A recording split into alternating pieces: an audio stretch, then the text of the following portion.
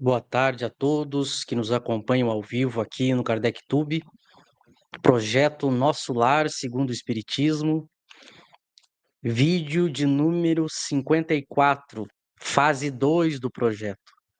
Ficamos 1 ano e meio, de janeiro de 24 até a metade de 25, fazendo a introdução, 52 vídeos de introdução, e estreamos semana passada, no vídeo 53, a fase 2 do projeto Nosso Lar segundo o Espiritismo. Você pode acompanhar todos os vídeos gravados aqui no KardecTube, na nossa playlist. Assista aos 53 vídeos passados, principalmente a partir do 53, que é a fase 2. O que é a fase 2 do projeto? A gente vai agora analisar a obra em si. Qual é o objetivo deste projeto? Estudar toda a obra Nosso Lar, utilizando as reflexões e os textos das obras de Kardec, para mostrar que essa obra contradiz a obra de Kardec, não é uma obra que evolui ou que está de acordo com a obra de Kardec. E mesmo assim, ela é uma das obras mais referenciadas e idolatradas do meio espírita e uma das mais vendidas, se não a mais vendida. E isso, no nosso entender, é fruto da ignorância no sentido próprio da palavra. As pessoas não estudaram com atenção nem a própria obra e nem a obra de Kardec para entender as contradições. E essas contradições não são contradições que a gente pode deixar passar.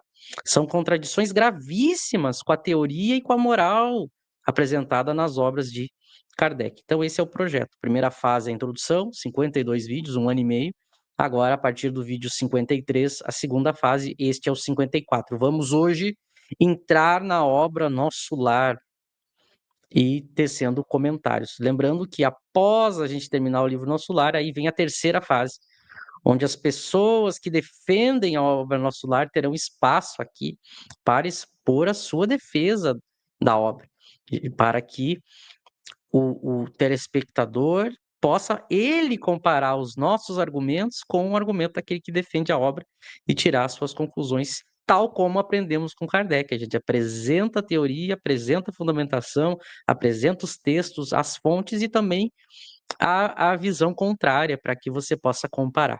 Então, agora estamos iniciando aí a fase 2. Vamos iniciar hoje o prefácio. Juntando os dois prefácios da obra, um do Emmanuel e outro do André Luiz, tem mais 50 capítulos. Então, a gente tem aí 52 partes nesta obra. Acredito que dará mais ou menos um vídeo por parte. Então, a gente tem aí mais 52 vídeos para concluir a fase 2. Eu sou o Michel Macedo. Você que está assistindo esse vídeo, por favor, curta ele, compartilhe com as pessoas que estudam essa obra Nosso Lar, para que ela possa ter esse contraponto. E se inscreva no canal. Lembrando a todos que o KardecTube tem conteúdo diário, todas as manhãs, de segunda a sexta, das 11h30 ao meio-dia, nós temos o Kardec ao meio-dia, é um programa rápido de meia hora, que a gente escolhe um assunto para só refletir com as pessoas rapidamente. E aí, segunda noite, a gente tem o estudo do Livro dos Espíritos, terça noite é aqui o Projeto Nosso Lar, quarta noite o livro que é o Espiritismo, quinta-feira à noite, tirando a primeira quinta do mês, as demais, a gente tem o estudo da revista Espírita.net. O que é essa revista Espírita.net? Pesquise aí no Google e veja, é um site atual de pessoas neste momento fazendo evocações como Kardec fazia no século XIX e postando essas evocações para que a gente tenha acesso, para que a gente avalie, para que a gente estude. Então, na quinta-feira, a gente vai avaliar esses artigos das evocações atuais que kardecistas têm feito. E na sexta, vamos inaugurar nesta sexta-feira, agora, dia 7 de novembro, às 20 horas, aqui no KardecTube, o estudo completo da obra O Livro dos Médiuns. Você que quer entender mediunidade, praticar a mediunidade com as orientações de Kardec, estude conosco. Lembrando que apenas esse estudo de sexta-feira à noite, que vai estrear, é apenas para estudantes, para assinantes do KardecTube. Todos os outros estudos e conteúdos são abertos ao público. Apenas o de sexta, o estudo do Livro dos Médiuns, será restrito para assinantes. Então, se você quer participar, assistir às lives e assistir depois a live gravada e tirar suas dúvidas pelo chat, pelo comentário, assine o KardecTube. Como você faz isso? No YouTube, você entra no canal do KardecTube, vai em Seja Membro, clica lá na opção Amigos do KardecTube, R$19,99 por mês. Você assina o KardecTube e tem acesso a conteúdos exclusivos, começando por esse estudo que estrearemos sexta-feira, das 20 às 21 horas, toda sexta, vamos estudar toda a obra, o Livro dos Médiuns. Então assine e, como eu já falei, curta o vídeo, assista o vídeo, não saia sem curtir e se inscrever no canal. Isso é o mínimo que a gente pede. E vamos então ao nosso projeto de hoje, Nosso Lar Segundo o Espiritismo. Vamos aí estudar o texto do Emmanuel, lembrando que o Espírito Emmanuel abre a obra Nosso Lar como prefácio, já que ele era quem comandava a mediunidade do Chico, a vida do Chico, e essas psicografias, centenas, mais de 400 obras psicografadas que vieram através do Chico, o Emmanuel comandava tudo. Não era diferente com a obra Nosso Lar, lá nos anos 40 do século XX. Então faz muito tempo, mas hoje a gente tem condições de com a distância necessária, analisar essa obra, tudo o que aconteceu após ela, como ela norteou o pensamento espírita e as práticas espíritas, e contrariou Kardec, e foi escondendo Kardec sutilmente, até ela tomar conta junto com a Federação Espírita Brasileira. As pessoas hoje acham que seguem o Espiritismo, e na verdade elas seguem a FEB e o Espírito Emmanuel e André Luiz. No vídeo 53 passado, a gente analisou as atitudes do Espírito Emmanuel com o Chico e analisamos textos de Kardec falando sobre como analisar os espíritos. A gente vai comparando para mostrar que o Emmanuel não era um espírito superior, que o Emmanuel, no nosso entendimento, é um espírito pseudo-sábio, um obsessor, que tomou conta do Chico, que foi muito mais vítima, explorado por esse espírito, do que qualquer outra coisa, embora ele tenha também a sua parcela de responsabilidade, e todos aqueles que não ajudaram o Chico, e que, pelo contrário, ajudaram o Emmanuel a fazer tudo o que foi feito com a vida do Chico, que sofreu muito, além de trazer muitas obras que acabaram desvirtuando de Kardec.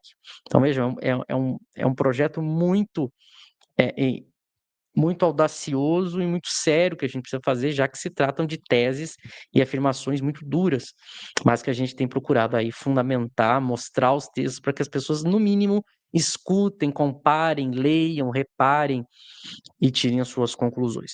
Então, dito isso, vamos entrar na obra propriamente dita e tecendo considerações sobre a obra Nosso Lar. Então, se você pegar o livro Nosso Lar, você vai abrir ele e vai ver que ele começa com um prefácio do Emmanuel intitulado Novo Amigo. Então, aqui a gente vai ver o livro Nosso Lar, psicografado por Francisco Cândido Xavier, ditado pelo Espírito André Luiz e editado pela Federação Espírita Brasileira. Aliás, é importante, se você não leu a obra, compre a obra da Federação Espírita Brasileira, tem essa obra para você poder acompanhar os nossos estudos aqui no canal. Então agora é Emmanuel falando, tá? O nome é Novo Amigo. Os prefácios, em geral, apresentam autores exaltando-lhes o mérito e comentando-lhes a personalidade. Aqui, porém, a situação é diferente. Embalde os companheiros encarnados procurariam o médico André Luiz nos catálogos da convenção. Por vezes, o anonimato é filho do legítimo entendimento e do verdadeiro amor. Para redimirmos o passado escabroso, modificam-se tabelas da nomenclatura usual na reencarnação. Funciona o esquecimento temporário como bênção da divina misericórdia. Bom, então assim é aberto, assim começa o livro mais vendido da história do movimento espírita, ou um dos, que é o Emmanuel falando. Primeiramente, o Emmanuel começa aqui falando sobre qual é a função de um prefácio no entendimento dele, em geral, né? Então, em geral, ele diz, os prefácios fazem o quê? Apresentam o autor.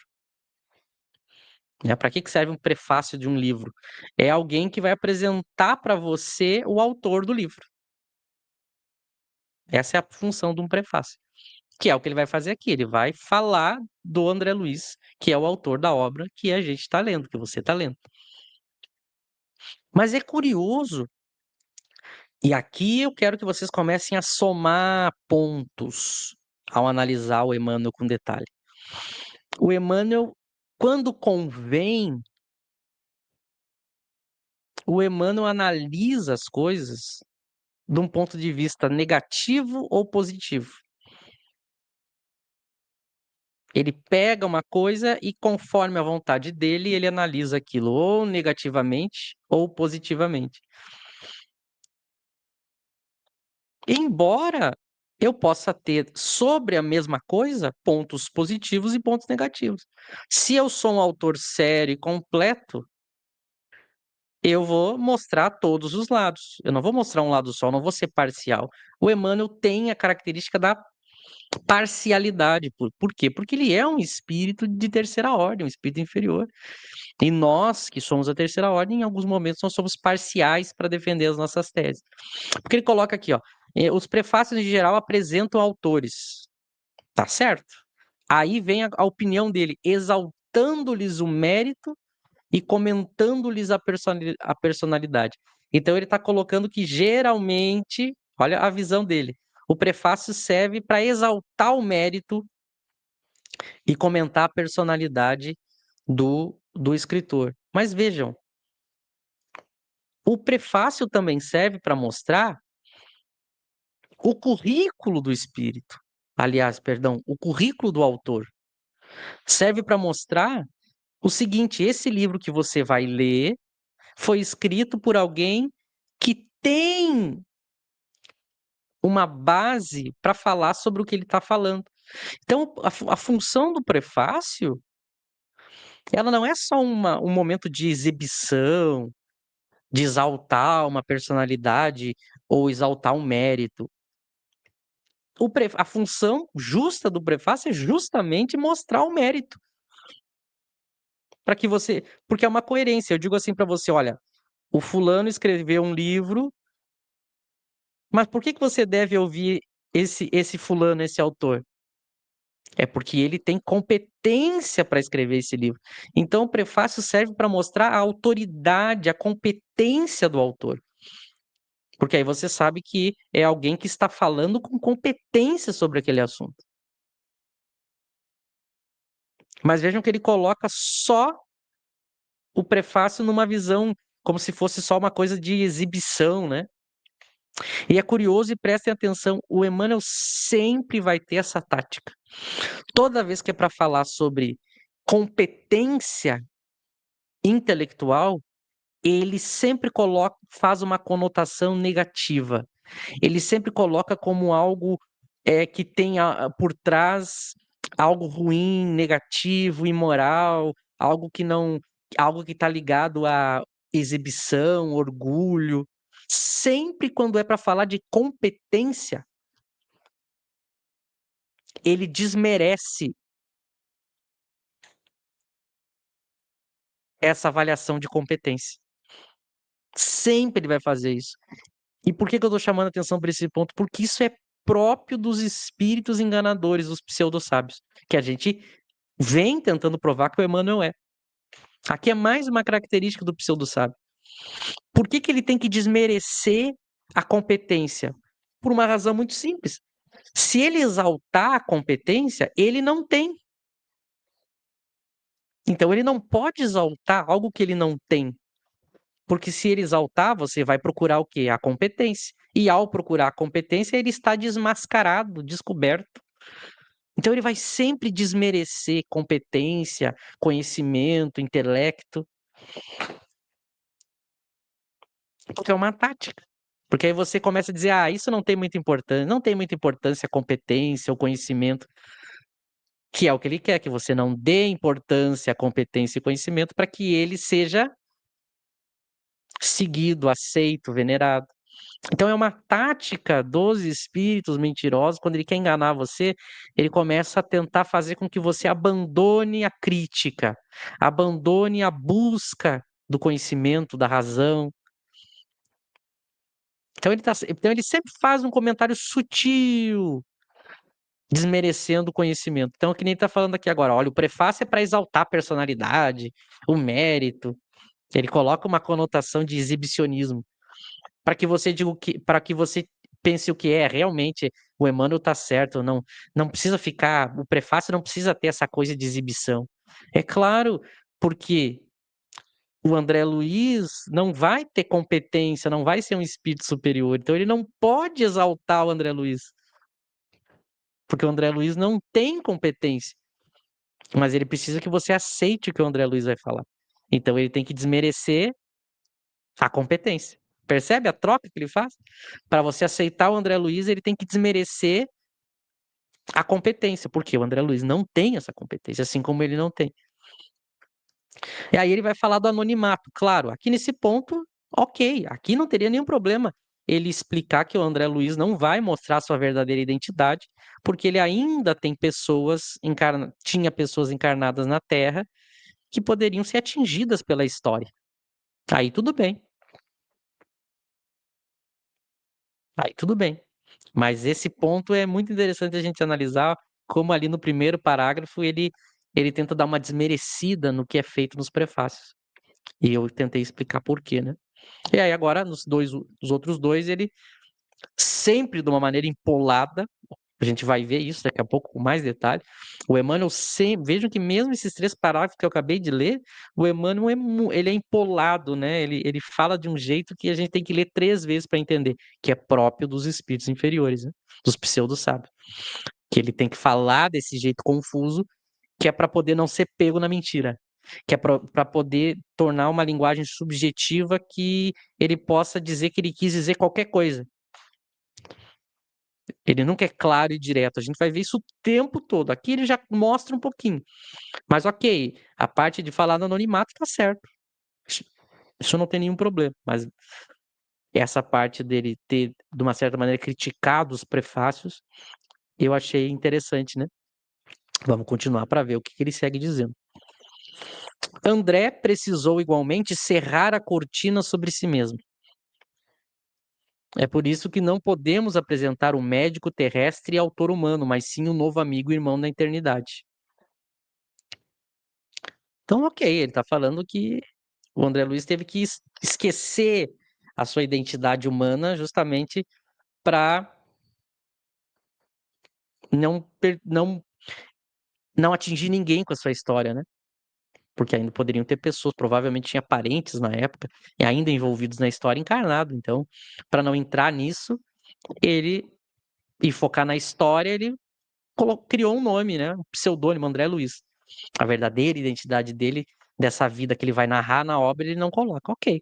Mas vejam agora esse terceiro, esse próximo parágrafo, né? Olha o que ele diz. Por trazer valiosas impressões aos companheiros do mundo, necessitou despojar-se de todas as convenções, inclusive a do próprio nome, para não ferir corações amados. Ok, beleza.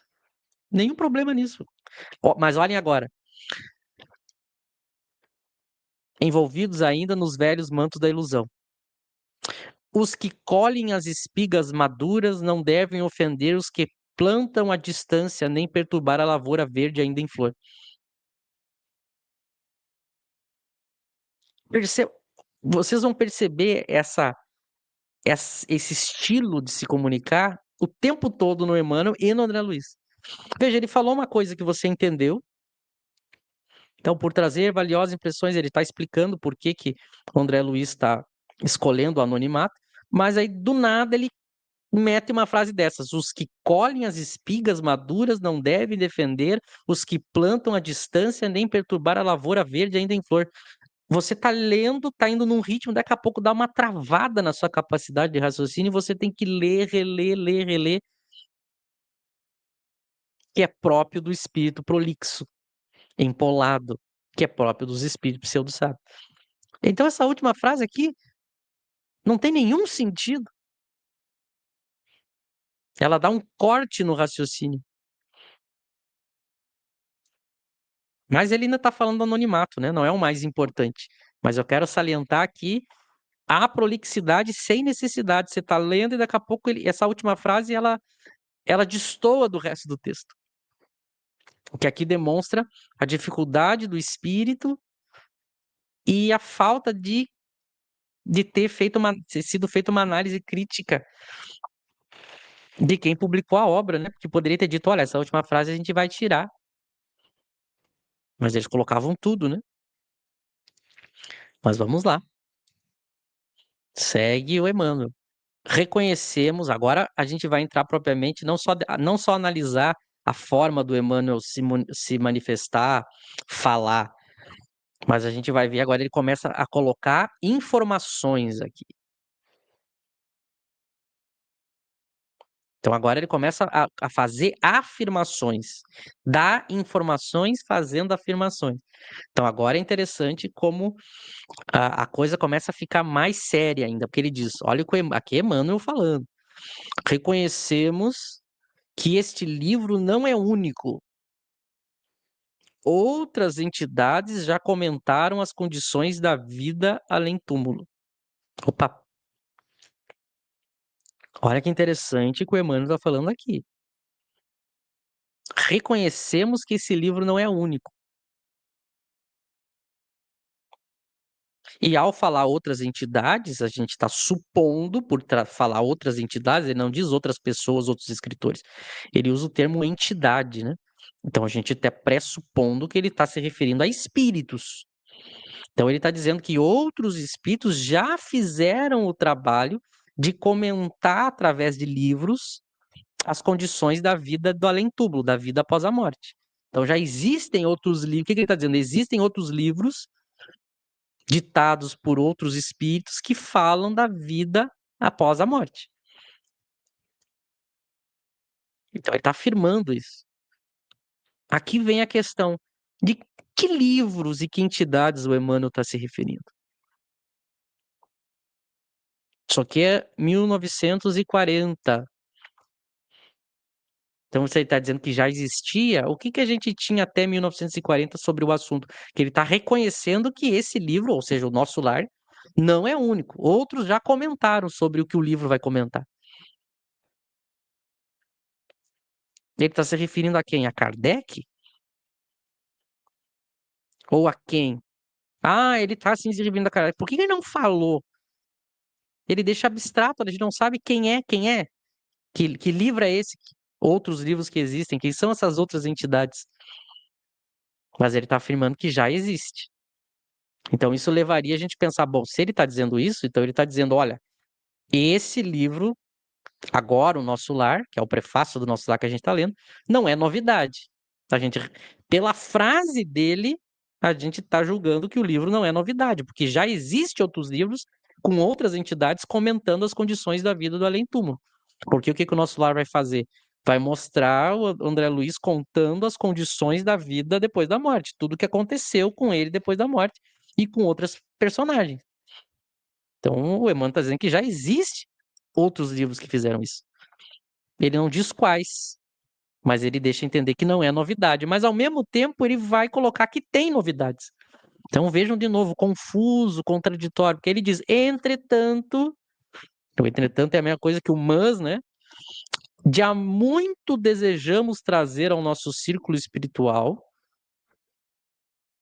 Então, fazia tempo que o Emmanuel queria trazer alguém para fazer o quê? Que possa transmitir a outrem o valor da experiência própria, com todos os detalhes possíveis. Então, olha só. Então, ele está dando a entender aqui que existem outras obras que tratam das condições da vida além da morte, mas ele queria trazer alguém que fizesse um relato da própria experiência. Então, ele está dizendo que esses outros autores que ele diz que existem falaram das condições da vida além túmulo, mas não falaram da própria experiência. É isso que ele está dizendo? Se é isso que ele está dizendo, é mentira. Porque é só você ler as 12 revistas de Kardec, É só você ler as, as evocações nas obras de Kardec, é só você ler o Céu e o Inferno, você vai ver os espíritos dizendo experiências suas, detalhadas, da sua condição de vida além do túmulo. Então, vejam que é contraditório. Ao mesmo tempo que ele diz que já existe, ele diz que então que vai trazer uma novidade, que é alguém transmitindo o valor da sua própria experiência, com detalhes. Então, ele está querendo dizer que essa é a novidade do livro, trazer detalhes. Já existiam obras, mas com detalhes que ele vai trazer não havia. É isso que ele quis dizer? Bom, então, se é isso que ele quis dizer, então ele está afirmando o seguinte: olha, até a obra Nosso Lar existiam obras e autores que tratavam da vida depois da morte. O que que o Nosso Lar vai trazer de novo? Isso tudo em detalhes, vai detalhar, que é exatamente o que o movimento espírita diz. O que que o movimento espírita diz? Não, o André Luiz ele é uma nova fase para o espiritismo, porque ele vai trazer detalhes que antes não eram ditos. Então, uma hora ele diz que já existe, depois ele diz que vai trazer algo novo, que são os detalhes. Parece meio confuso, mas ok, vamos ser a favor do autor dizer, ok, então vamos dizer que eu entendi. Você quer trazer algo novo, um passo a mais, os detalhes, que isso ninguém havia trazido. Bom, duas conclusões dessa afirmação. Primeiro, se ele está dizendo que a obra Nosso Lar vai trazer detalhes, e isso é o novo diferencial dela, se ele está afirmando isso também é falso. Porque a gente vai pegar obras, inclusive anteriores a Kardec, que vão fazer relatos parecidos com o do André Luiz. Para citar aqui, Swedenborg. Quem tiver acesso às obras do Swedenborg do século XVIII, vão ver que ele faz relatos muito parecidos. Aí alguém pode dizer, não, mas o nível de detalhamento que o André Luiz vai trazer, ninguém trouxe. Então o Emmanuel está certo. Ok. Então agora eu tenho um segundo problema. Se você está afirmando que ninguém detalhou a vida após a morte como André Luiz, se você está tirando essa conclusão do que o Emmanuel está falando aqui, significa que você está afirmando que essa obra traz em detalhes a vida após a morte, ok? Qual é o problema de você afirmar isso, então? Você não chama de romance. Porque ele não está dizendo aqui que é um romance. Ele não está dizendo aqui que é uma metáfora. Ele não está falando aqui. Não, ele está dizendo que são detalhes. Então ele está colocando como algo real. Porque muita gente, para salvar a obra, diz: não, ele disse isso, mas ele é uma metáfora, é algo romancesco, a gente não pode tomar o pé da letra. Não, mas peraí. Ou você está dizendo que é um detalhe que ninguém trouxe, ou é um romance. Mas aqui ele está apresentando como algo real, ó, o valor da experiência própria, com todos os detalhes possíveis. E aqui vem agora o auge da prolixidade. Olha a frase. O valor da experiência própria, com todos os detalhes possíveis, a legítima compreensão da ordem que preside o esforço dos desencarnados laboriosos e bem-intencionados nas esferas invisíveis ao olhar humano, embora intimamente ligados ao planeta. Meu Deus do céu! Veja a dificuldade do escritor quando ele é ruim de colocar um ponto. Olha que frase empolada que a gente tem que dizer, peraí, o que que ele quis dizer? Legítima compreensão da ordem que preside o esforço dos desencarnados, laboriosos e bem-intencionados nas esferas invisíveis ao olhar humano, embora intimamente ligados ao planeta. Olha que coisa complicada. Mas aí a gente tentando interpretar, ele está dizendo, olha, ele vai trazer nesse livro detalhes, alguém vai trazer a sua experiência própria em detalhes para mostrar para nós que há uma ordem que preside,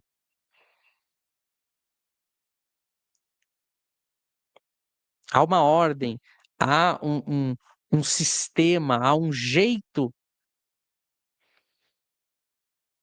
na vida após a morte, há toda uma estrutura acontecendo. Então, o que que o André Luiz vai mostrar? Depois da morte, você descobre que tem toda uma estrutura de uma multidão de espíritos trabalhando para ajudar a humanidade. Por isso que ele fala, são esforço dos desencarnados laboriosos e bem-intencionados. Então, tem espíritos laboriosos e bem-intencionados que a gente não vê, porque estão no mundo espiritual, trabalhando para ajudar o nosso planeta. Ele vai trazer isso em detalhes. E é realmente o que o livro faz. O livro tenta mostrar que você morreu, tem milhões de espíritos trabalhando para ajudar a nossa sociedade, tanto a encarnada quanto os que estão morrendo, para atender, para resgatar, para inspirar, para ajudar as famílias, ajudar os centros, ajudar na rua. Ele vai mostrar toda essa esse universo. Só que é muito curioso, porque ok, então são espíritos laboriosos e bem-intencionados, intimamente ligados ao planeta. E aqui vem um ponto que eu chamo a atenção. Mas esses espíritos laboriosos e bem-intencionados, intimamente ligados ao planeta, eles são superiores ou são inferiores? Isso não fica claro. Eu tenho espíritos trabalhando ligados à Terra, mas e aí? Todos os que são laboriosos e bem-intencionados são superiores, todos são inferiores, e isso explicaria porque eles estão ligados ainda ao planeta? Ou é uma mistura? Se é uma mistura, como é que eu diferencio? Aqui vem um ponto muito importante, que também é uma outra característica da obra Nosso Lar.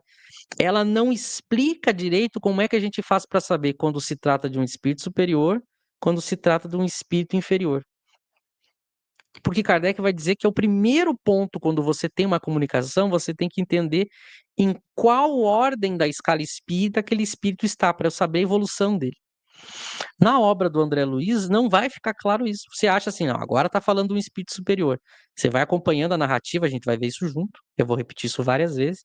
Você fica, nossa, esse espírito é superior pela narrativa, quando o André Luiz fala, mas daqui a pouco ele tem uma característica que lembra um espírito inferior. Então há uma contradição dos personagens.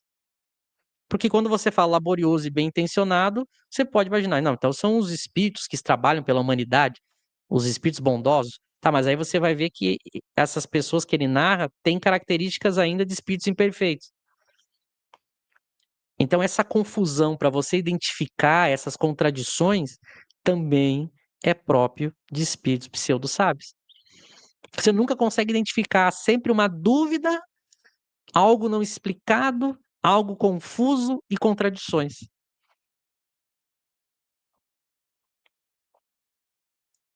Aqui eu coloco um texto de Kardec para a gente refletir sobre o que a gente acabou de ler.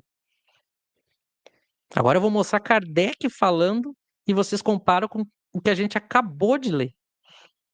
Aqui é Kardec, no Livro dos Médiuns, item 267, nona pergunta. Os espíritos superiores se exprimem com simplicidade, sem prolixidade. A gente acabou de ver a falta de clareza nas frases do Emmanuel. Continua Kardec falando dos superiores, os verdadeiros, né? Tem um estilo conciso. Então ele é conciso, direto, ele não diz coisa que não é necessário, coisa a mais. E a gente já acabou de ver na obra do André Luiz o contrário. Sem exclusão da poesia das ideias e das expressões. Claro, inteligível a todos, olha agora, sem demandar esforço para ser compreendido. Sem demandar esforço para ser compreendido. O espírito superior, a gente entende sem esforço. A gente está vendo aqui várias questões que eu levantei sobre o texto do André Luiz que a gente fica sem saber o que realmente ele quis dizer. Tu lê 2, 3, 10, 20 vezes, você é inconclusivo. Você pode pegar 10 pessoas e cada uma tirar uma interpretação diferente do que o Emmanuel acabou de dizer.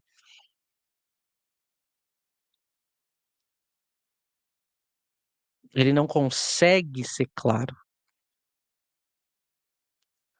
Então é muito curioso, eu vejo pessoas tentando defender a obra,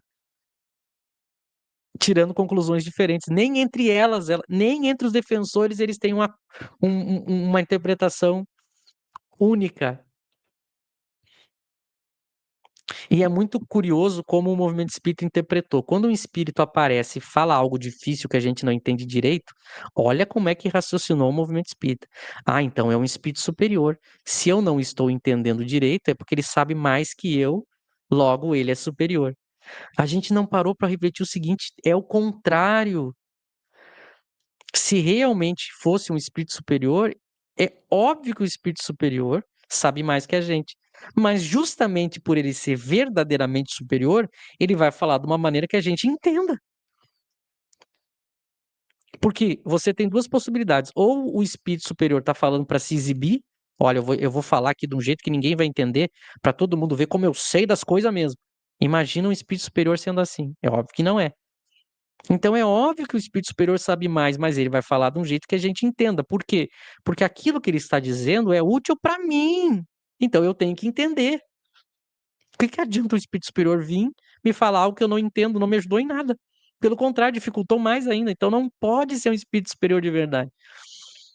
E se alguém ainda tem uma dúvida, eu recorro, se não basta essa questão lógica que eu estou colocando, eu recorro ao Cristo, o espírito mais puro e perfeito que passou pela Terra, conversava com as pessoas mais simples, de maneira simples, através de pequenas metáforas, exemplos. O espírito mais puro que passou pela Terra falava ao simples. E a gente acha que o Emmanuel é evoluído porque ele fala difícil. E Kardec está dizendo que os superiores para o verdadeiro espiritismo não são difíceis. Ali, ó, sem demandar esforço para ser compreendido, pessoal. Isso que está sendo lido aqui é Kardec falando. Olha o que ele diz ali. Os espíritos inferiores ou falsos sábios ocultam sob o empolamento ou a ênfase o vazio de suas ideias. Usam de uma linguagem pretensiosa, ridícula ou obscura. A força de quererem pareça profunda. A gente acabou de ler isso. Olha o Emmanuel falando. Vocês querem que eu leia? Ó, eu acabei de ler a característica do espírito inferior, ó. Os espíritos inferiores e os falsos sábios ocultam sob o empolamento a ênfase e o vazio das suas ideias. Usam de uma linguagem pretensiosa, ridícula ou obscura para parecer profundo. Vou ler. Entretanto, de há muito desejamos trazer ao nosso círculo espiritual alguém que possa transmitir a outrem o valor da experiência própria com todos os detalhes possíveis à legítima compreensão da ordem que preside o esforço dos desencarnados, laboriosos e bem-intencionados nas esferas invisíveis ao olhar humano, embora intimamente ligados a... Olha isso.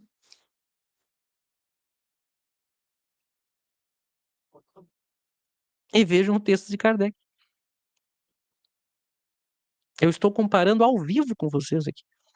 Mas vamos continuar com o Emmanuel, que ele segue.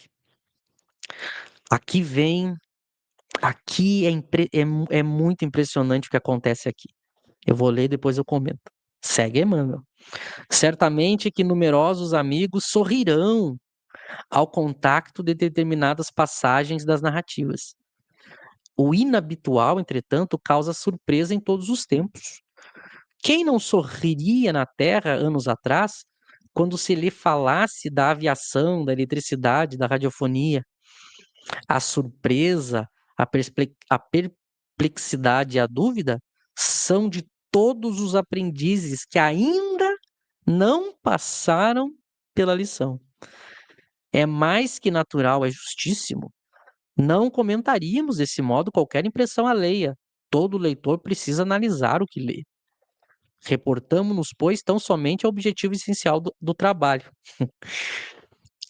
Sempre me chamou muito a atenção esse trecho aqui. Porque Emmanuel diz assim: certamente que numerosos amigos sorrirão ao contato de determinadas passagens das narrativas. É muito curioso que o Emmanuel, ele, antes da obra acontecer, ele já está prevenindo o leitor. Olha, você vai ler muita coisa aqui nessas narrativas que o André Luiz vai fazer, que você vai achar até engraçado, vai lhe causar surpresa, você vai ficar com dúvida. Olha que interessante, o Emmanuel sabia que as coisas que o André Luiz falaria iriam mexer com o movimento espírita. Iam botar uma pulguinha atrás da orelha, as pessoas iam começar a questionar: como assim isso aqui? Essas narrativas aqui, outros iam debochar, iam achar graça. E olha o que o Emmanuel faz. O Emmanuel, para impedir que isso aconteça, ao invés de ele dar argumentos, ele desmoraliza a pessoa que for fazer isso. Olha que interessante o comportamento do Emmanuel. Ele desmoraliza, ele causa uma imagem negativa para a pessoa que fosse duvidar da obra. Mas Michel, onde ele diz isso? Prestem atenção. A surpresa, a perplexidade e a dúvida são de todos os aprendizes. Então ele coloca o seguinte: olha, quem ficar surpreso, perplexo ou com dúvida é aprendiz, ou seja, é inferior. A pessoa que não é aprendiz, a pessoa que é já estudada ou superior, ela não vai ficar com surpresa, perplexidade e dúvida. Olha o jogo que ele faz. Ele carimba nas costas de qualquer pessoa que tiver um estranhamento com a obra a classificação de aprendiz que ainda não passou pela lição. Então, nota, quem ficar com dúvida da obra é aprendiz que ainda não passou pela lição. Então, ou seja, não entendeu, é o aprendiz, é o que está começando, é alguém que falta algo, é negativo. Aí a pessoa olha, sente que tem alguma coisa estranha, mas ela diz assim: eu não vou dizer que tem algo estranho, porque eu não quero que ninguém ache que eu sou aprendiz que ainda não passou pela lição. Olha a jogada do Emmanuel. Isso é próprio de um espírito manipulador. Aqui ele mostra as garrinhas. Porque, meus amigos, quanto mais você sabe, quanto mais conhecimento você verdadeiramente tem, mais dúvida você tem, mais questionamentos você tem. É o contrário do que o Emmanuel diz. Quanto mais eu duvido, mais sábio eu sou. Eu não sou aprendiz. É o aprendiz que acha que sabe. É o aprendiz que acha que entendeu. É o aprendiz que acha que tem que sabe explicar, que sabe das coisas. O sábio sabe da sua ignorância e da sua limitação. É o contrário. Mas por que que o Emmanuel não pode incentivar a dúvida? Por que que ele não diz assim? Por que que ele não diz assim? As pessoas que sabem de verdade, os profundos conhecedores, poderão ter dúvidas, mas eu vou apresentar os argumentos. Não, ele coloca como quem vai ter dúvidas, sendo como um aprendiz, que é exatamente o que o movimento espírita faz. Quando você duvida ou critica a obra Nosso Lar, o que que ela diz? Quem é você? Você ainda é um imaturo. Olha elas fazendo o que o Emmanuel ensinou para elas. Elas caíram, elas morderam a isca. Elas descredibilizam e humilham quem levanta questionamentos sobre a obra. Olha quem é que ensinou isso, o próprio Emmanuel. E aqui você vê a hipocrisia dele, porque ele diz: não, é justíssimo, não comentaríamos desse modo, todo leitor precisa analisar. precisa analisar, mas se ele não concordar, ele é aprendiz. Olha a jogada. Você pode analisar, mas se você não concordar conosco, você é aprendiz, você é inferior ainda, que não passou pela lição. Olha o jogo que ele faz. Pois agora eu vou mostrar Kardec mostrando um texto de Kardec falando justamente sobre esse comportamento dos espíritos fascinadores, pseudo-sábios. Eles fazem justamente isso. Ó, eu acabei de ler o que o André Luiz fez e agora eu mostro Kardec falando. Kardec, no Livro dos Médiuns, item 239, é justamente o item que Kardec fala no Livro dos Médiuns sobre a fascinação. E ele vai falando sobre o fascinador. Olha como é o mesmo comportamento do Emmanuel que a gente acabou de ler. Olha o que ele diz. Para chegar a tais fins, ou seja, aqui ele está falando para o espírito poder fascinar o médium e as pessoas, para chegar a esse fim, preciso que o espírito seja destro, ardiloso, porquanto não pode operar a mudança e fazer-se acolhido senão por meio da máscara que toma e de um falso aspecto da virtude. Os grandes termos caridade, humildade, amor de Deus, lhes servem como que de carta de crédito. Deixa passar, porém, através de tudo isso, sinais de inferioridade que só o fascinado é incapaz de perceber. Por isso mesmo, olha agora, por isso mesmo por isso mesmo, o que o fascinador mais teme, o fascinador, o que ele mais teme, são as pessoas que veem claro. Daí o consistir a sua tática, olha Kardec falando da tática do fascinador. Quase sempre inspirar ao seu intérprete o afastamento de quem quer que lhe possa abrir os olhos. Por esse meio, evitando toda contradição, então ele evita a contradição, fica certo de ter razão sempre. A gente acabou de ler aqui, ó, o Emmanuel falando que quem duvidar ou ficar surpreso, ver algum problema na obra, é um aprendiz. Então ele vai botando nessa cabeça. Tem gente questionando a obra, é um aprendiz, é um imaturo, não entendeu a obra. A pessoa, ah, tá, então para eu dar o passo adiante e não ser mais um imaturo, eu tenho que concordar com a obra. Ele está manipulando, porque não é assim que eu justifico. Um espírito sério diria o seguinte: olha, eu vou apresentar coisas aqui que muitas pessoas vão ficar com dúvidas, pois eu me coloco à disposição para explicar e tirar as dúvidas, para argumentar. Não, ele desqualifica quem tem a dúvida. Prossigamos. Segue Emmanuel falando. O espiritismo ganha expressão numérica. Milhares de criaturas interessam-se pelos seus trabalhos, modalidades, experiências, nesse campo imenso de novidades. Todavia, não deve o homem descuidar de si mesmo.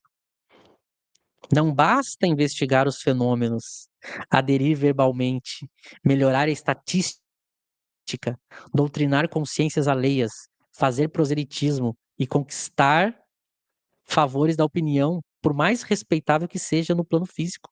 É indispensável cogitar do conhecimento de nossos infinitos potenciais, aplicando-os, por nossa vez, nos serviços do bem.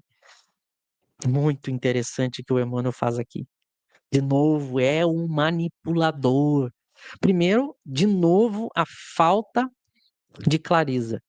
Ele diz assim: o espiritismo ganha expressão. Bom, então ele está deixando claro que é uma obra sobre espiritismo. Ele usou o termo, ó, o espiritismo. Aí ele diz ganha expressão numérica. Então ele está dizendo que naquela época o espiritismo estava crescendo numericamente em adeptos. Milhares de criaturas interessam-se pelos seus trabalhos. Então ele está afirmando, naquela época, o Emmanuel está dizendo que o espiritismo estava ganhando muitos adeptos. Aqui vem uma primeira coisa, quando a gente sabe da história, na época de Kardec tinha muito mais gente. Então parece que no século XX o espiritismo estava crescendo. É mentira, e no século XX o espiritismo estava diminuindo. Estava diminuindo.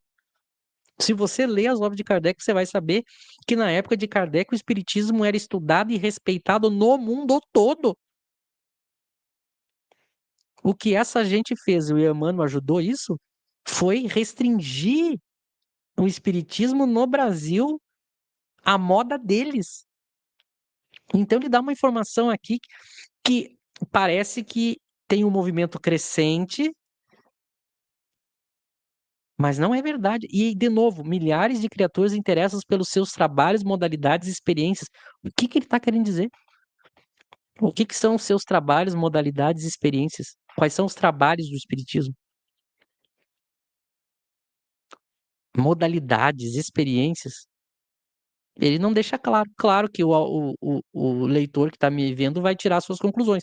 Ok, a gente pode inferir algumas coisas, mas não está claro. Ele poderia ter dito.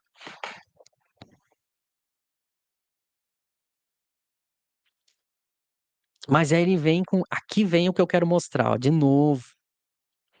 Parece que ali no parágrafo de baixo ele tenta mostrar o que que é essas modalidades, esses trabalhos, essas experiências, né? Mas vamos ver, olha a lógica, entre aspas, do que ele está querendo mostrar aqui. Todavia, não deve o homem descurar de si mesmo. Tem todavia. Lembra que o Emmanuel sempre tem um mas, um entretanto, um todavia. Ele diz uma coisa, ele diz todavia. Ele diz uma coisa, ele diz entretanto. Aí você fica na contradição. Ele acabou de dizer que o espiritismo estava crescendo. Todavia, ele diz: não deve o homem descurar de si mesmo. Então, o espiritismo está crescendo, mas o homem deve tomar. Ele tá vendo assim, ó. Tá, o espiritismo está crescendo, mas cuidado, porque o homem não deve descurar de si mesmo. Mas a pessoa, se o espiritismo estiver crescendo, significa que quanto mais as pessoas estão se tornando espíritas, ela vai justamente ao se tornar espírita aprender a cuidar de si mesmo. Ele coloca como se fosse algo antagônico, né? Olha, tá crescendo o espiritismo, mas não se esqueça, hein, que tem uma outra coisa que você deve dar mais valor do que esse crescimento. Percebe? Então ele está dizendo que além de crescer em número, tem algo ainda mais importante. Ok. Se esse for o raciocínio, se ele quiser dizer aqui que não basta só crescer em número, mas a pessoa também tem que crescer em qualidade enquanto homem, se ele quis dizer isso, tá ok. É lógico. Mas, de novo, vejam que eu tenho que ficar eu forçando a interpretação. Mas, ok, vamos dizer que ele quis dizer isso. Então, ele diz assim: não basta investigar os fenômenos. Olha que curioso, não basta investigar. Então, ele está diminuindo o verbo investigar, né? Curioso. Um espírito que está de novo, ele está colocando na cabeça das pessoas: olha, não é tão importante assim, deixa para segundo plano. Ele sempre vai fazer isso, e o André Luiz também. Esses verbos que são importantes para o espiritismo em Kardec, o Emmanuel e o André Luiz desmerecem. Então, olha, não basta investigar. Então, ele pegou o verbo investigar e está diminuindo a importância, porque não basta. Sempre quando é algo referente à capacidade crítica, a gente viu no outro slide com o texto anterior, né? Nos parágrafos anteriores. Ele primeiro, ele diminuiu a importância daquele que duvida. Agora ele diminuiu a importância daquele que investiga. Vejam que é exatamente o comportamento do espírito que quer dominar e enganar. Ele fica dizendo: não olhe muito, não pense muito, não pesquise muito, não investigue muito, não duvide muito, porque tem outras coisas mais importantes. Sendo que o espírito sério está a todo momento dizendo: investigue, pergunte, raciocine. Ele faz o contrário. Então ele está dizendo: não basta investigar, não basta aderir verbalmente, da boca para fora. Então, nota, ele está falando algo verdadeiro. Não basta a gente só investigar os fenômenos. A gente tem que se tornar caridoso. Não basta a gente só aderir ao espiritismo da boca para fora, verbalmente. Então ele está dizendo verdades. Mas por que que ele só diminui essa. Por que que ele só bota uma crítica na questão intelectual? Não adianta, não basta doutrinar consciências alheias. Eu tenho que me doutrinar, tá certo. Não basta fazer proselitismo. Eu tenho que me tornar alguém melhor. Ok. A gente já vai ver que é justamente falando verdades ou meias verdades que ele vai ao mesmo tempo manipulando. É indispensável, aí ele vai dizer, não basta aquilo. Agora, o que que é indispensável? Cogitar do conhecimento de nossos infinitos potenciais, aplicando-os por nossa vez no serviço do bem. Então, o que que ele está dizendo? Não basta eu aumentar numericamente o espiritismo e não aplicar aquilo que o espiritismo ensina no serviço do bem. Tem alguma coisa errada nessa frase? Não. Só que a questão é, quem vai dizer o que é o serviço do bem? Que eu digo assim para você, olha, não basta você ficar estudando, não basta você ficar investigando, não basta você só fazer proselitismo, você tem que aplicar o que você está aprendendo. Isso tá ok. Agora, dizer que não basta, não é dizer que não tem que fazer. Aqui vem o problema que as pessoas não entenderam. Quando eu digo assim, olha, não basta você só estudar Kardec se você não vive Kardec. Isso está certo. Agora, para poder viver, eu tenho que estudar. Percebe? Então eu não posso fazer o raciocínio assim, já que não basta só estudar para viver o ensinamento, então eu não vou estudar. Isso é uma conclusão errada. Então, o que que as pessoas aprenderam com Emmanuel? Olha, não basta eu estudar espiritismo, investigar fenômeno, fazer proselitismo, doutrinar as pessoas. Eu tenho que fazer o bem. Eu tenho que me aplicar no serviço do bem, é o termo que ele usa. Mas como é que eu vou me aplicar no serviço do bem se eu não me instruir? Então, o que que fez o movimento espírita? A gente vai estudar pouco, mas vai fazer a caridade. Daí, qual é a caridade? A gente não estuda, mas a gente dá coisas para as pessoas. A gente não estuda, mas a gente fica ouvindo os problemas das pessoas, dando conselho para as pessoas. A gente atende doentes. Aqui nasce o modus operandi do movimento espírita. Estuda pouco e faz muita coisa. Por isso que as casas espíritas começaram a criar várias práticas em detrimento do estudo, porque é a lógica que o Emmanuel colocou. Olha, você não adianta ficar estudando muito, vá fazer o bem. É por isso que é muito comum quando a gente está falando em Kardec, aparece sempre alguém do movimento espírita para dizer: mas quem é você? Você não está ajudando as pessoas, porque a pessoa trocou. Então ela acha o seguinte: não tem valor eu estudar, eu tenho que ajudar pessoas necessitadas, pessoas doentes, eu tenho que ficar na casa espírita fazendo isso. Só que elas não perceberam que por trás dessa meia verdade, ele está querendo desviar você do estudo. Porque para você fazer o bem, para você fazer a caridade, você só consegue tendo capacidade, ou seja, se qualificando intelectualmente. Então, estudar não basta, mas sem estudo não dá. Então você precisa estudar para fazer o bem. Você não consegue fazer o bem sem adquirir conhecimentos. Por exemplo, você quer ajudar uma pessoa, se você não tem competência, como é que você vai ajudar? Eu quero confortar uma pessoa, fazer o bem para uma pessoa. Mas para fazer o bem para uma pessoa, você tem que ter a capacidade.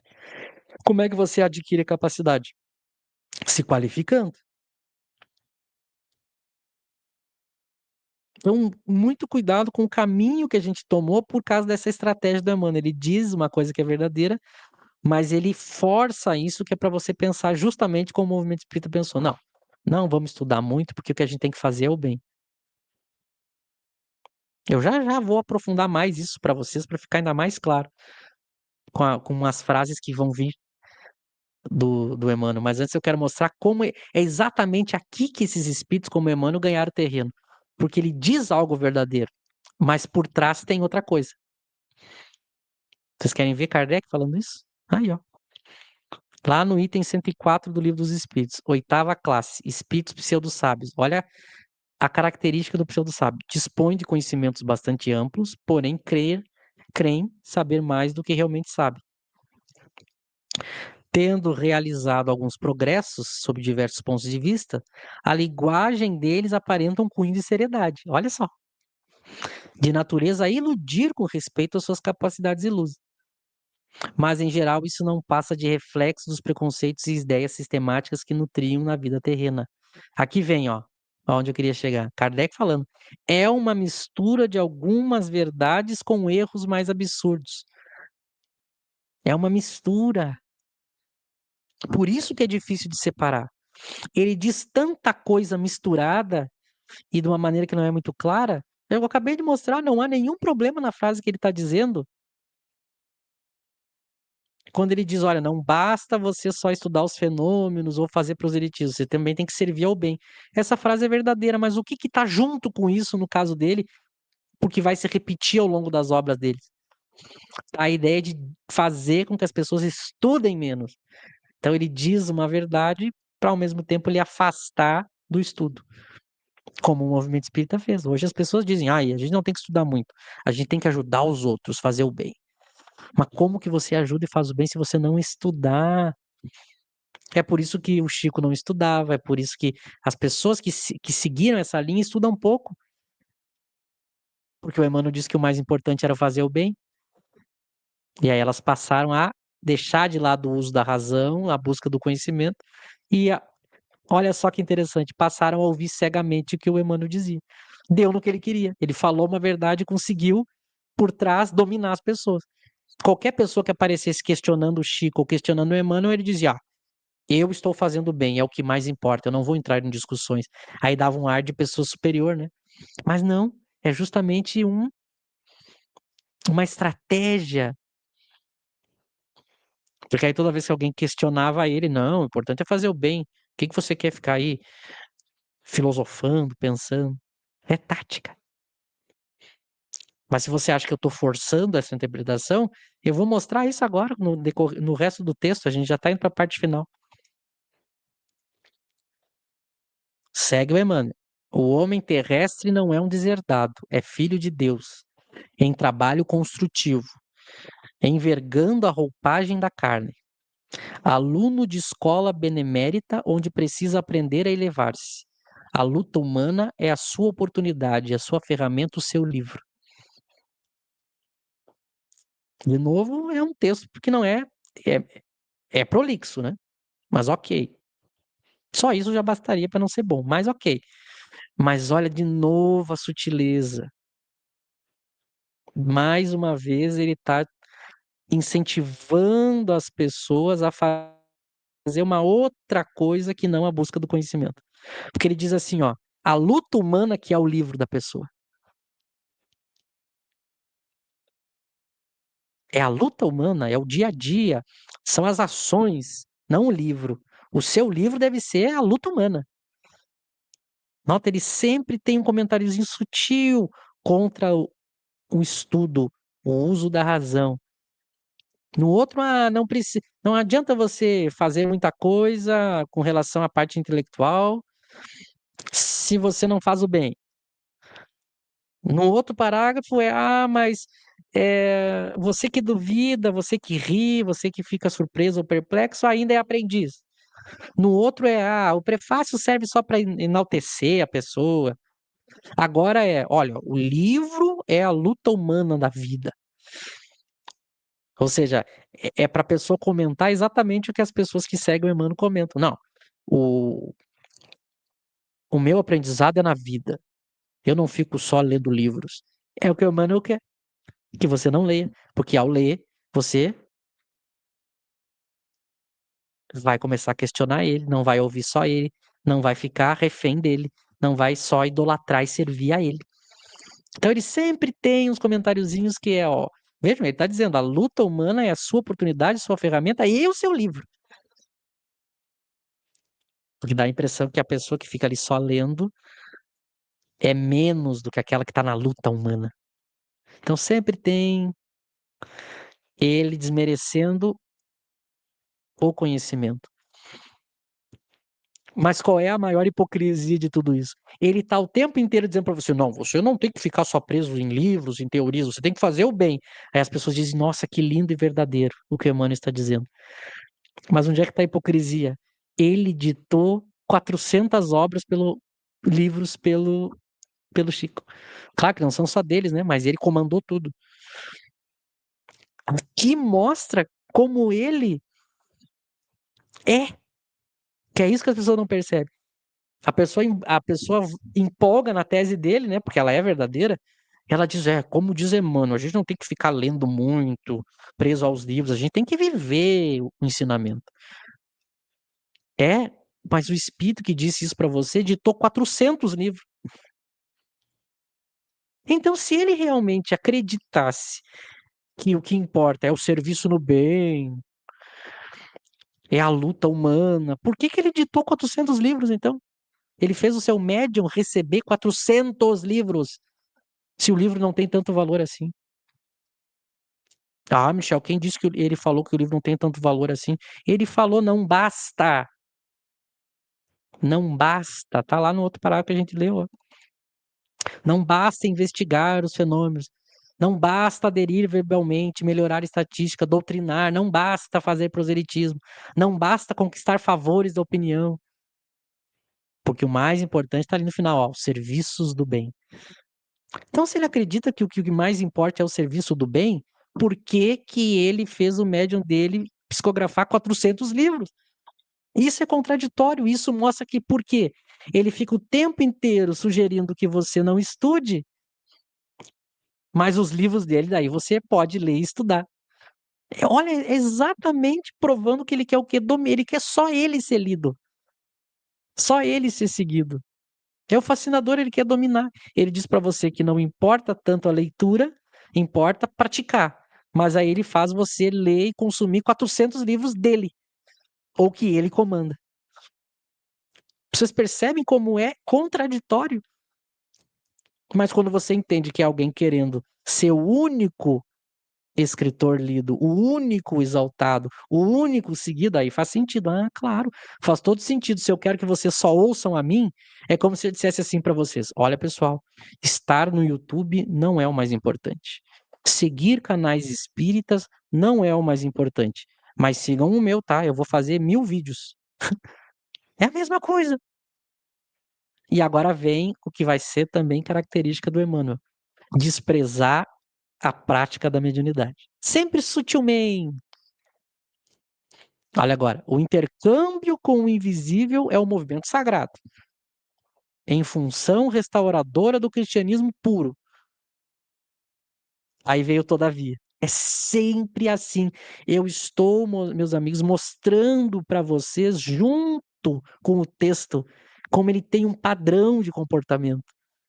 Que agora você pode pensar, usar a cabeça e ver. Ele diz uma coisa e vem com todavia, entretanto, mas. Agora, ó, o intercâmbio é algo sagrado. Intercâmbio com o mundo invisível é mediunidade, então é algo sagrado. Então ele afirma uma coisa, mas aí ele bota um entretanto que é para você sair daquilo.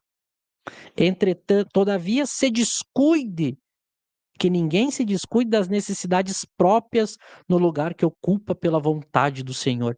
Olha a prolixidade. Então, o intercâmbio com o mundo invisível é sagrado, mas você tem que cuidar do lugar que ocupa pela vontade, nas necessidades próprias no lugar que ocupa pela vontade do Senhor. De novo, o que que ele quer dizer com isso? Necessidades próprias no lugar que ocupa pela vontade do Senhor. Mas aí vem sempre os defensores. Não, ele está querendo dizer que não basta praticar a mediunidade, a gente tem que se melhorar moralmente. De novo, é verdadeiro. Mas nota que ele faz isso, olha, não basta estudar, tem que se melhorar moralmente. Não basta praticar a mediunidade, tem que se melhorar moralmente. Ele fica sempre excluindo tudo e fica dizendo para você, melhore moralmente, melhore moralmente. Só que, como é que você vai saber como melhorar moralmente sem o estudo e sem a prática da mediunidade? É o que ele vai dizer lá no Consolador, quando ele diz que não aconselha a evocação, ele diz isso, que a pessoa, para evocar, ela tem que ter condições morais. Então, ele está dizendo o seguinte: Olha, você tem que se tornar, você tem que evoluir moralmente para aí você ser merecedor de conversar com os espíritos. Mas é o contrário. É justamente porque você é desequilibrado que você vai praticar a mediunidade para pedir ajuda. São os doentes que têm necessidade de médico, disse o Cristo, não os sãos. Então ele fala frases dessa, a pessoa fica realmente, o intercâmbio está em segundo lugar. Nota que sempre ele bota as características do espiritismo kardecista em segundo lugar.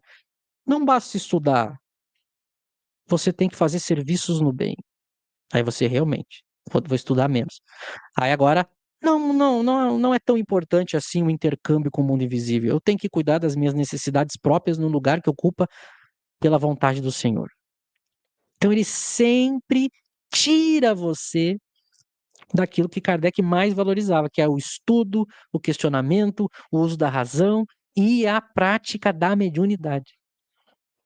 Mas nota que ele usa sempre como argumento para você deixar isso de lado, ou em segundo plano, a caridade, a moral, que é exatamente o que Kardec explica aqui, que a gente leu que o espírito fascinador faz.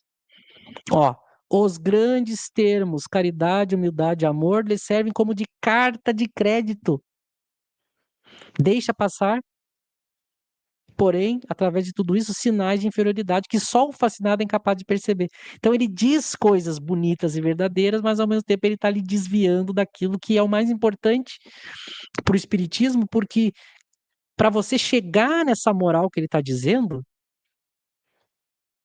para você chegar nessa moral que ele está dizendo, você precisa do intercâmbio, você precisa do conhecimento. E, de novo, da mesma forma que eu falei, o mesmo espírito que diz que não é tão importante assim o estudo, ditou que 400 obras, comandou 400 obras psicografadas. E o mesmo espírito que está dizendo que o intercâmbio ele é uma coisa secundária, porque ele botou um todavia ali, fez o médium dele, a vida inteira usou a mediunidade do médium dele, que era o Chico. Então, tudo que ele diz, ele faz o contrário e você não percebe. Então, ele diz que o mais importante é a questão moral, não é o intercâmbio. Mas ele foi quem mais usou um médium, sem parar. Não deixava o médium descansar, nem estudar, nem fazer nada.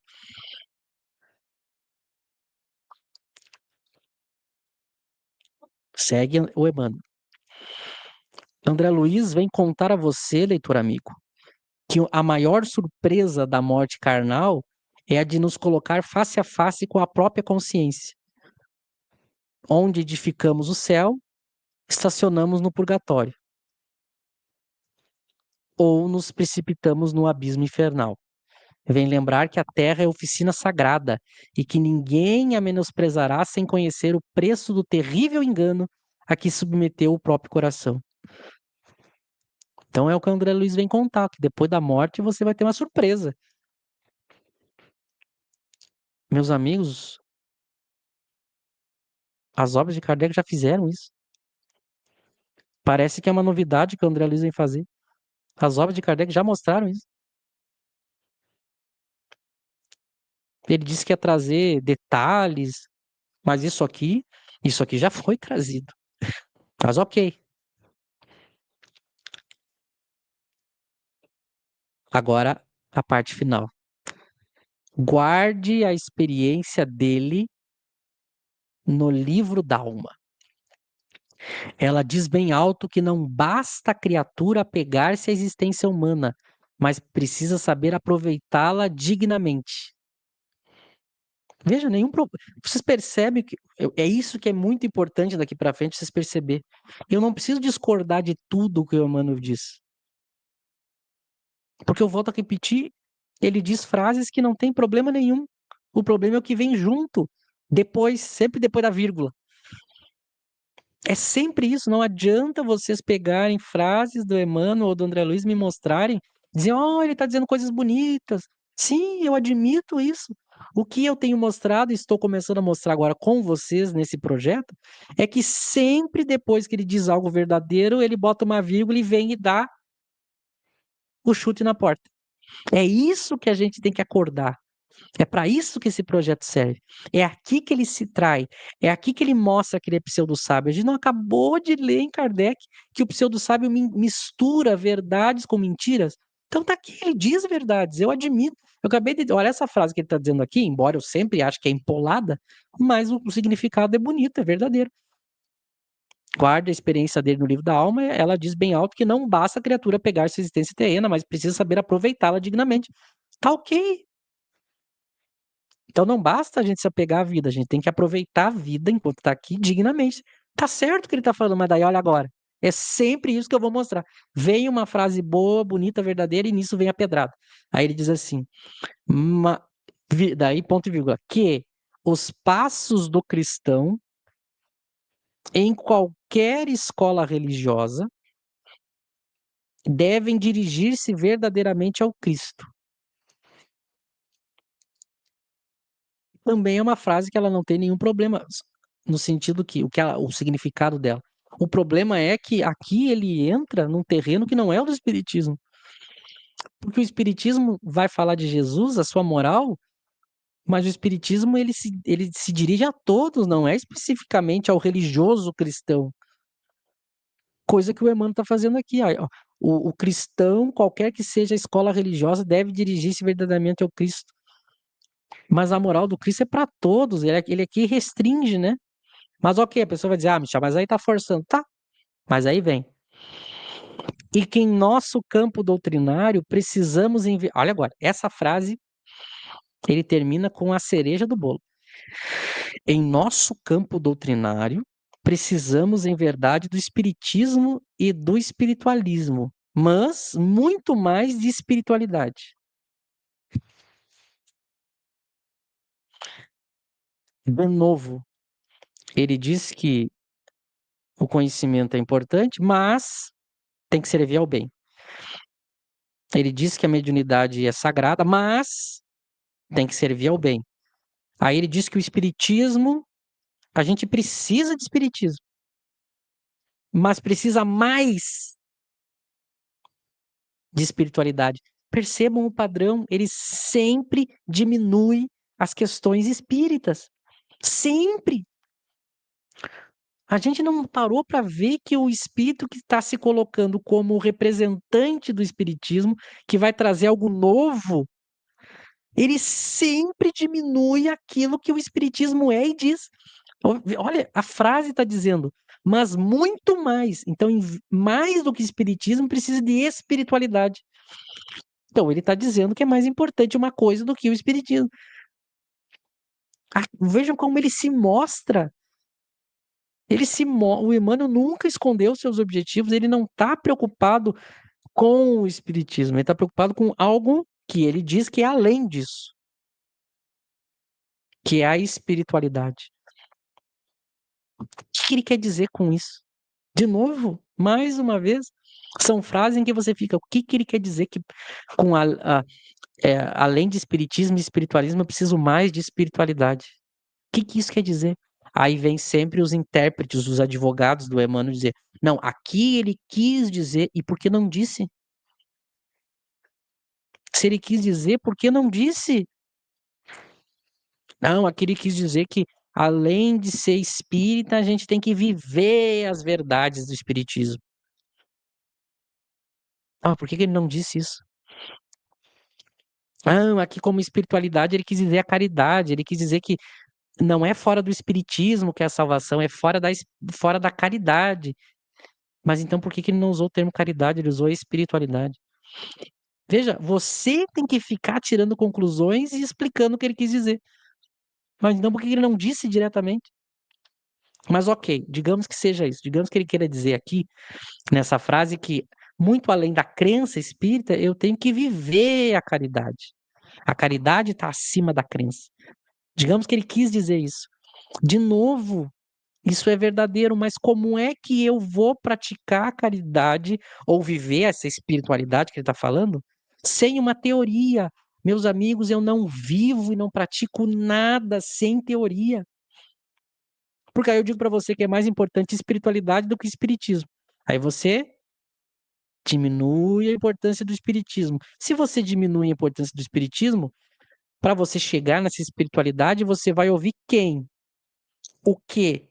Porque para eu chegar nessa espiritualidade ou na caridade, eu preciso de um meio, eu preciso de alguma orientação. Eu sei que a caridade é mais importante do que a simples crença no espiritismo. Mas como é que eu chego nessa caridade se eu não tiver uma crença? Sem teoria, a gente não. Teoria é meio para chegar a um fim. Eu não posso dizer para você, chegue num fim e não lhe dá os meios. Ou eu digo para você, chegue no fim, mas não valorize os meios. Ó, é preciso, além do espiritismo, a espiritualidade. E como é que eu chego na espiritualidade? Com o espiritismo. Então, esse é o jogo que o Emmanuel faz, ele diminui. Porque no fundo ele está dizendo o seguinte: aí você deixa de lado o espiritismo, porque o mais importante é a espiritualidade. E daí a espiritualidade, quem é que vai dizer para você como chegar lá? Ele. O mais importante é você desenvolver a sua espiritualidade, não é estudar o espiritismo. Aí você deixa de estudar o espiritismo. Mas daí para você praticar essa espiritualidade que ele está falando, você segue ele, 400 livros. Ó, a gente não precisa tanto de espiritismo, mas daí dos 400 livros precisa. Eu não preciso de 23 obras, mas de 400 eu preciso. Veja uma contradição. É porque ele quer que você, em vez de ouvir Kardec, escute ele. Não, a mediunidade é importante, mas sirva ao bem. O que que é servir ao bem? É o que o Emmanuel diz. Então, daí você não pratica a mediunidade, mas ouve um espírito através da mediunidade, que é ele. Olha o contrassenso, meus amigos. Olhem a contradição. Ele inicia a obra que vai desfigurar todo o espiritismo, fazendo tudo isso que eu mostrei aqui. E que na época ninguém percebeu. Porque você, olhando superficialmente e sem saber tudo o que ia acontecer depois, você não ia conseguir ver isso que eu estou mostrando aqui agora. Porque é o espírito ardiloso, esperto, que conseguiu ludibriar. E agora o tempo proporcionou que a gente enxergasse isso, pelo comportamento dele. Porque o mesmo espírito que diminuiu a importância do espiritismo, da teoria, dos livros, da mediunidade, ele está usando a mediunidade para falar que a mediunidade é secundária. Olha a contradição. Eu insisto nisso. Aí ele diz que o espiritismo, o mais importante é a espiritualidade, não o espiritismo. Mas daí só o André Luiz vão ser 15 livros. Mas peraí, você não disse que o mais importante é a espiritualidade? Ah, não, mas é que eu vou ensinar a espiritualidade nos meus livros. Tá, e o espiritismo ensina o quê nos seus? Vejam, é sempre a contradição. Esse é o prefácio. Só o prefácio. Eu já levantei questionamentos que você poderia dizer que, no mínimo, são razoáveis. Eu já fiz 52 vídeos que você tem os textos e pode dizer que são, no mínimo, razoáveis. Agora eu fiz uma análise levantando questões do prefácio que você diz que é razoável. Você não percebe que a todo momento a gente está mostrando o fato de que o Emmanuel não era um espírito superior, mas você está sempre esperando a próxima prova, né? Então, essa pessoa que os 52 vídeos não convenceu, o vídeo 53 não convenceu, o vídeo 54 não convenceu.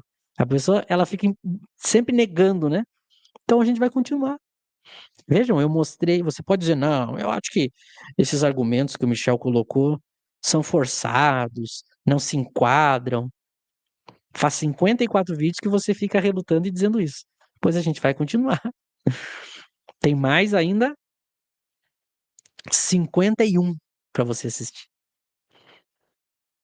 E você, não, não, não, ainda não me serviu. Vamos pro próximo. A pessoa, ela fica sempre esperando, é a pessoa que não quer acordar, né? Mas ok, o intuito do estudo é realmente cansar todo mundo de tanta argumentação.